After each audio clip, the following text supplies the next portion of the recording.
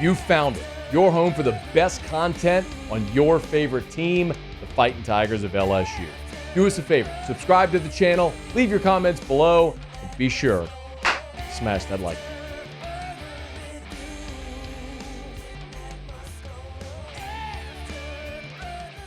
Man, Brian Kelly and his staff just keep doing work. Coming out of the Bayou Splash this weekend, one of the players that earned an invite and then at the Bayou Splash earned his offer from Blake Baker was linebacker Jaden Braker out of Georgia, who had been committed to South Carolina. Note I said had been committed to South Carolina. That's because just 4 days after earning his offer from LSU while at the Bayou Splash, Jaden Braker flipped his commitment from South Carolina to LSU. I'll give you a little bit of the backstory here on Jaden Braker. Committed to the Gamecocks back on July the 6th. He is a 3-star. He's the third linebacker now committed for LSU's class of 2025, joining Charles Ross out of Houston and Keelan Moses, of course, out of U-High in Baton Rouge. Braker is, what's interesting about Braker is he's listed as an outside linebacker, or he plays outside linebacker in high school. 6'3", 210. Reminds me a lot of those Taj Jones type linebackers that LSU used to have in the John Chavis era. Lamine Barrow, remember, of course, wore the number 18. They were guys that were tall and long, weren't very heavy, but man, they could run sideline to sideline. And as the game started evolving offensively, you had to have linebackers that weren't the prototypical 255-pound inside backer. You had to have dudes that could run. Guys like Taj Jones and Lamine Barrow. And then ultimately now you see a guy like Jaden Braker who kind of fits that mold. So 6'3", 210. He's out of Georgia. He's a 3-star, the 74th ranked linebacker in the composite. Again, had been committed to South Carolina, but has a whole bunch of other offers.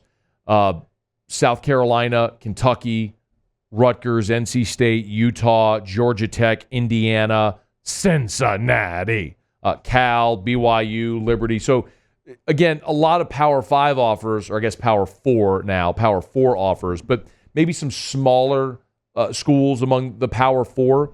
But what I can't help but think of is two things. Number one, obviously, well, there's a few things. Number one, do you trust Blake Baker? This is Blake Baker's position group. He is the primary recruiter on Jaden Braker.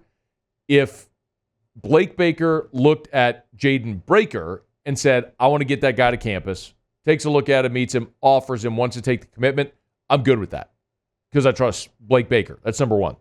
Number two, you absolutely have to have numbers in this class at linebacker. Just look at the linebacker position for LSU for next year, okay? You know in 2024, you've got Harold Perkins, got Greg Penn, you got both Weeks brothers. West and Whit Weeks are both back. You got Devon Keys, you got Tylen Singleton. So you have enough numbers now. Remember Christian Braithwaite, who signed a year ago, he's already transferred. You've got numbers now. But look at next year. Harold Perkins has gone pro. Greg Penn, West Weeks out of eligibility. So when you look at 2025, that means you're left with Whit Weeks, Devon Keys, Tylen Singleton. That's it. So you need to add numbers in this recruiting class, and then you're likely hitting the transfer portal for somebody with experience as well to supplement, like you did a year ago when you brought in Omar Spates. Now, that didn't work out, but understand why you did it. You needed to add a veteran guy who had played a ton of football to try to help supplement some of your young guys that were getting older or getting more experienced. So when next year you've just got Witt, Keys, and Singleton, you need numbers. So you've got Charles Ross already committed, you got Keelan Moses already committed, and now you got Jaden Braker. And when I try to look at the upside, and I think we all understand, y'all, not every recruit is always going to work out. I don't know if Jaden Braker will. But I can look at two things. I can look at upside for certain. I can look at a guy that is 6'3", 210 going into his senior year. What if over the next 12 months, 6'3", 210 becomes 6'3 and a quarter, 225? Is it plausible to think that a dude throughout his senior year and then when his senior year ends, gets into a strength and conditioning program at LSU through spring and summer and then shows up in the fall at 220, 225? Yeah. So that part of it is really intriguing. Do you like the skill set, the frame, and say, can I build on that? That's number one. If it checks the box, great. The other thing on top of that, I think, is just numbers with the roster. Remember,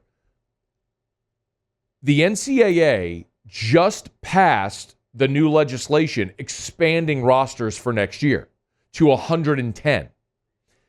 Maybe a guy like Jaden Braker is a guy that when you have an 85-man scholarship limit, doesn't get the offer from LSU because you're hard capped at 85. You could sign as many as you want in the high school class, but you can't go over 85, right? Well, now that you're going from 85 to 110, you're adding, or 105, 110, whichever it was, I forgot. When you're adding 20 scholarships to the football program, all of a sudden now you can look at a guy like Jaden Braker and say, you know what? At 85, we couldn't take you. At 105, we got room.